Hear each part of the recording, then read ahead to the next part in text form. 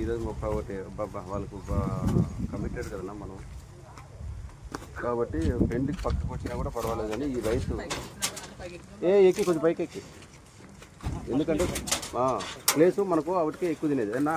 నువ్వు రేపా ఎల్లుండి అనేది నీకు సాయంకాలం ఫైనల్ చేసి చెప్పేస్తా. నీకు 1000 రూపాయలు నేను ఛార్జ్ అంతా పోయేదానికి అంతా ఇస్తా. మిగతా ఆడుండే రోజులు మాట్లాడిన నీట్గా నీకు లెక్క తీసేస్తా. నువ్వు దగ్గర ఉండి, ఎందుకంటే ఆ పక్క నుండి ఇంకా చాలా వస్తాయి ఆటోలు.